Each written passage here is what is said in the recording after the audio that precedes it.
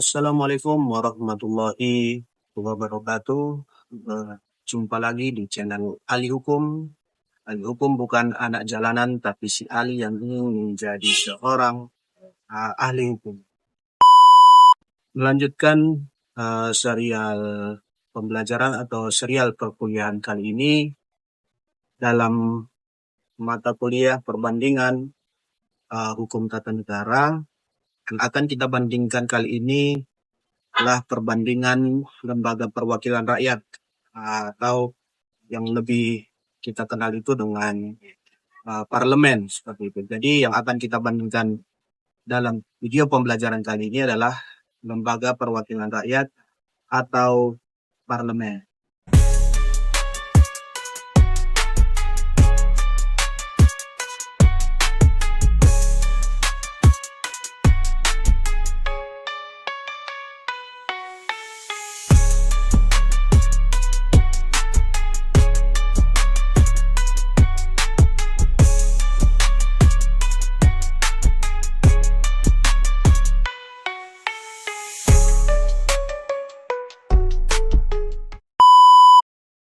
Kalau kita melihat sebenarnya kalau kita berbicara mengenai lembaga perwakilan rakyat atau parlemen itu sendiri, ada sistem lembaga perwakilan rakyat itu yang kita kenal dengan sistem pembagian kamar seperti itu.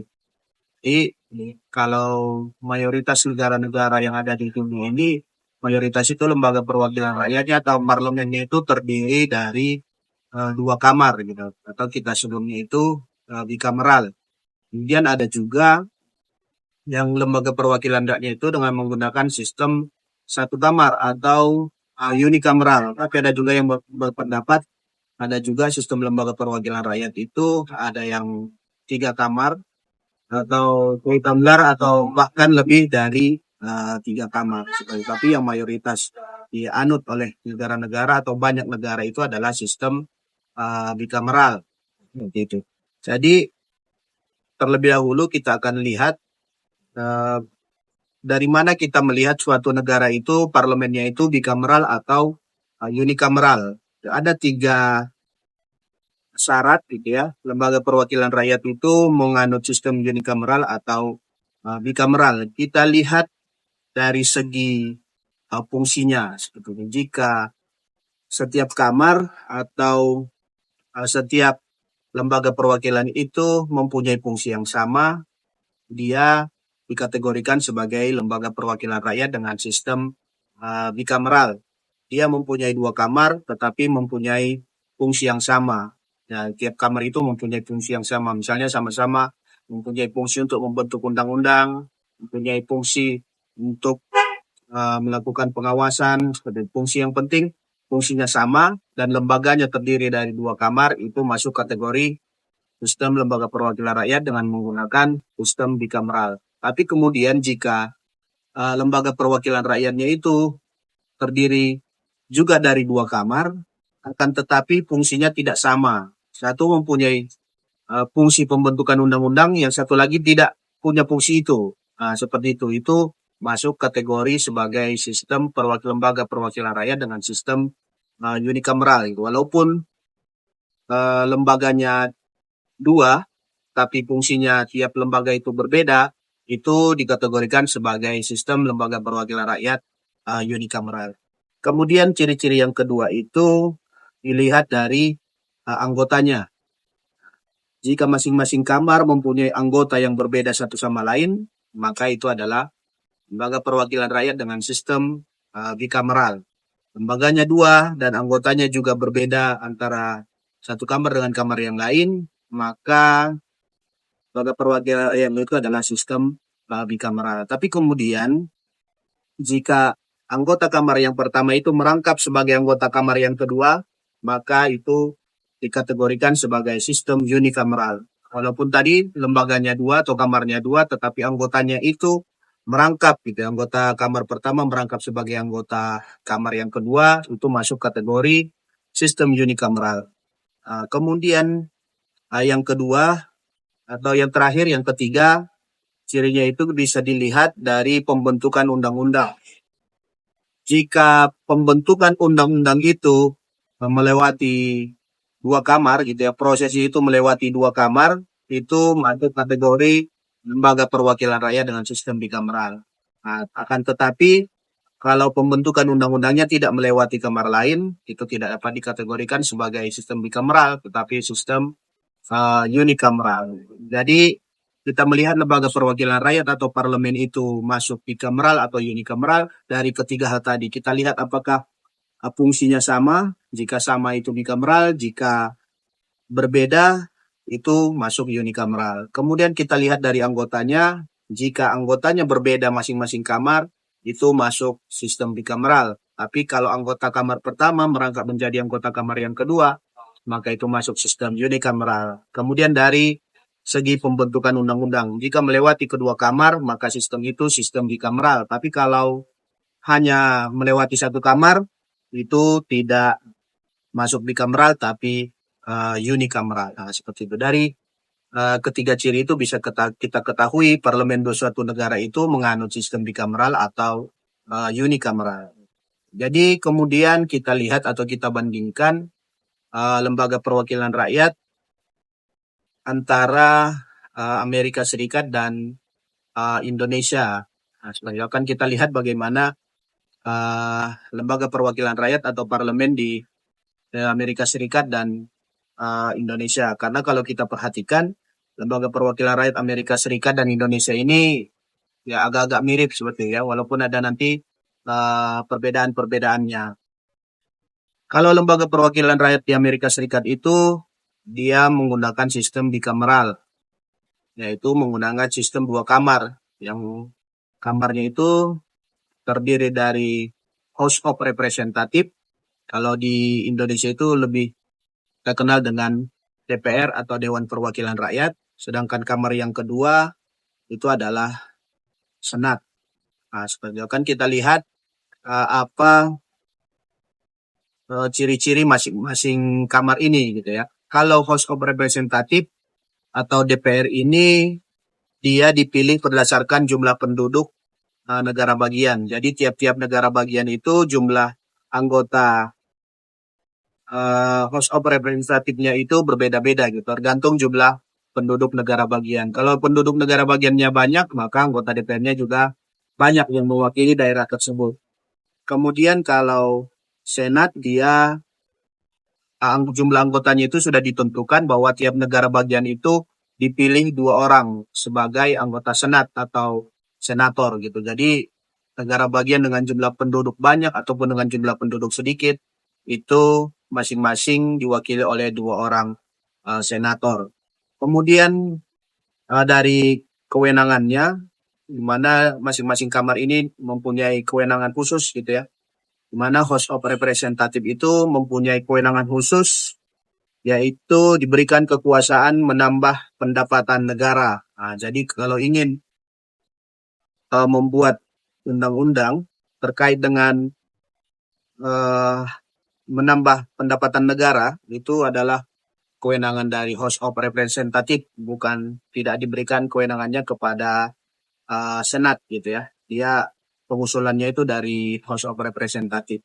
Kemudian yang kedua, dia memajukan dakwaan setiap pejabat negara. Jadi kalau ada pelanggaran yang dilakukan oleh pejabat negara, dakwaannya itu berasal dari House of Representative.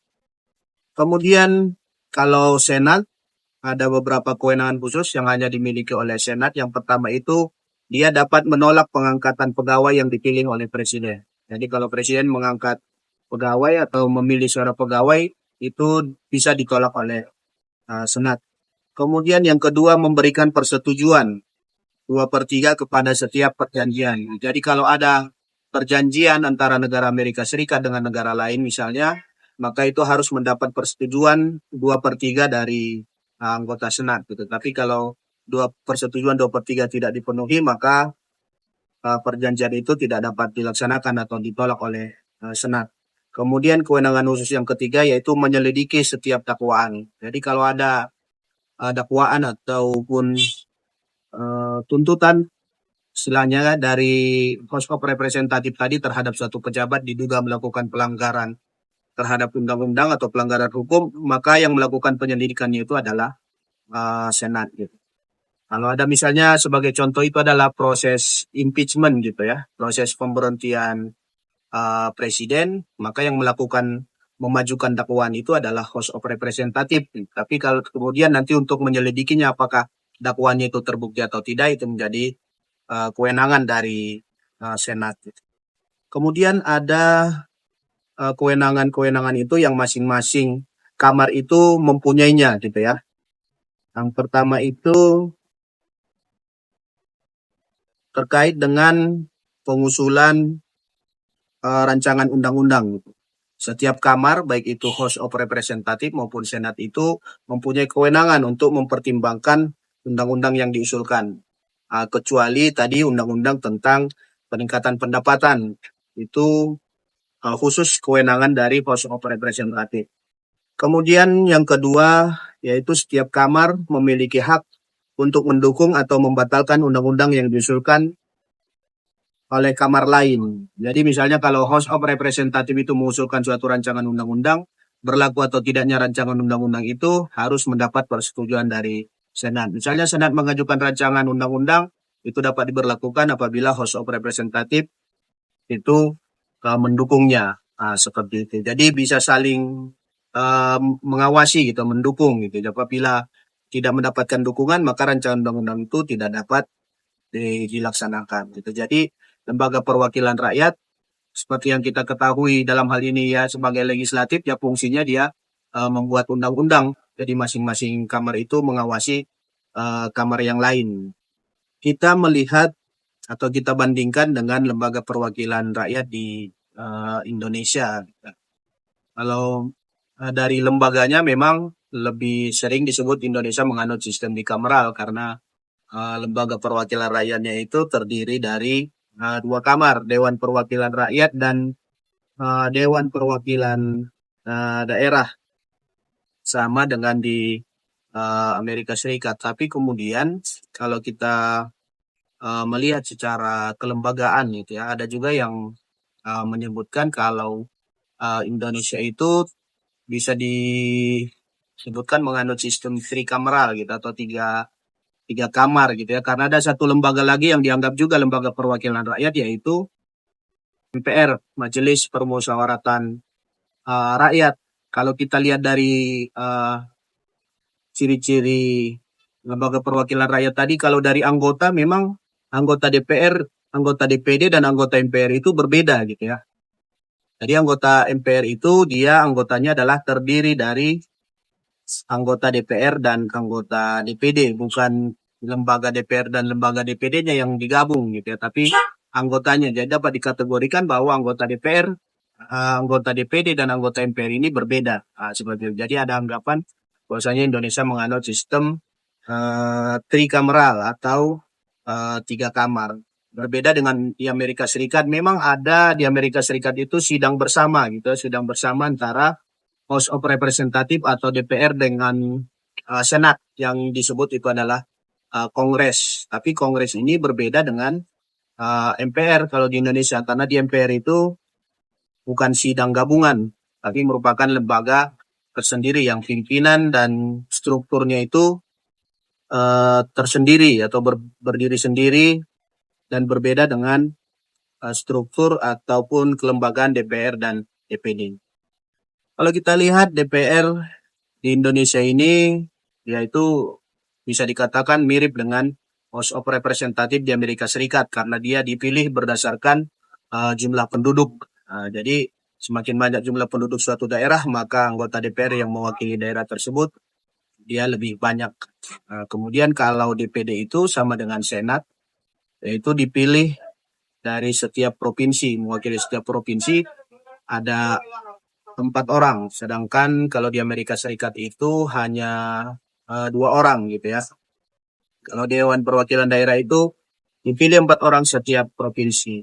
Kemudian kita lihat kewenangan masing-masing. DPR ini mempunyai kewenangan atau mempunyai kekuasaan membentuk undang-undang. Jadi fungsi legislasi seperti itu ya. Kemudian dia mengajukan dan membahas undang-undang bersama presiden, kemudian menyetujui atau tidak menyetujui peraturan pemerintah yang ditetapkan oleh presiden.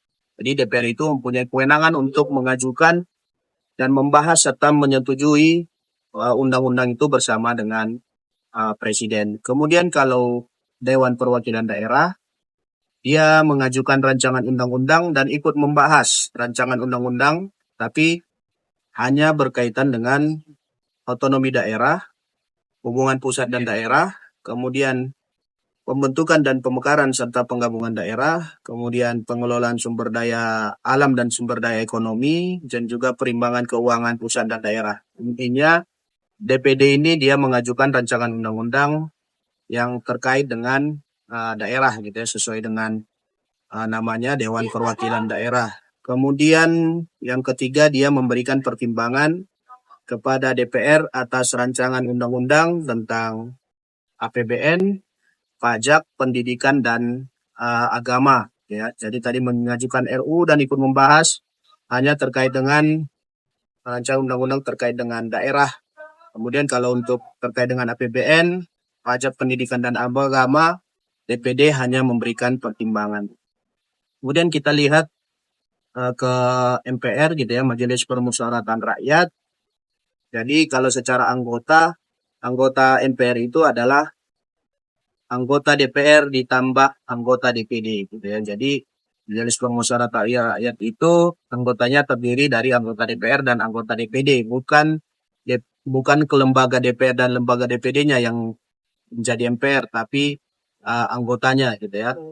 Kalau kita lihat beberapa hari yang lalu ada pelantikan anggota DPR, DPD, dan MPR. Itu anggota MPR itu berbeda, ketuanya berbeda gitu ya, pengurusnya, sekjennya juga berbeda. Kemudian kalau dari segi kewenangan, MPR itu dia mempunyai beberapa kewenangan, yaitu mengubah dan menetapkan undang-undang dasar, kemudian dia melantik dan memberhentikan presiden dan atau wakil presiden sesuai dengan yang diatur di dalam undang-undang dasar terkait dengan pelantikan dan juga terkait dengan pemberhentian ya. Jadi itu semuanya diatur di dalam undang-undang. Jadi itu tadi sekilas perbandingan antara lembaga perwakilan rakyat yang ada di Amerika Serikat dan di Indonesia. Walaupun secara umum disebutkan bahwasanya Indonesia dan Amerika Serikat itu sama-sama menganut sistem bicameral, tapi tadi ada beberapa perbedaannya gitu ya. Salah satu yang paling menonjol kita lihat adalah terkait dengan pengusulan rancangan undang-undang. Kalau Amerika Serikat dan Indonesia itu berbeda gitu ya. Amerika Serikat setiap kamar itu mempunyai fungsi yang sama mengajukan rancangan undang-undang, kecuali tadi terkait dengan pendapatan negara itu harus usul inisiatif dari House of Representative. Sedangkan kalau di Indonesia itu kewenangannya berbeda gitu ya. Karena DPD itu hanya bisa mengajukan rancangan undang-undang terkait dengan daerah. Di luar itu DPD tidak bisa mengajukan rancangan undang-undang. Jadi terdapat perbedaan antara pembagian kewenangan antara DPR dan DPD di Amerika Serikat.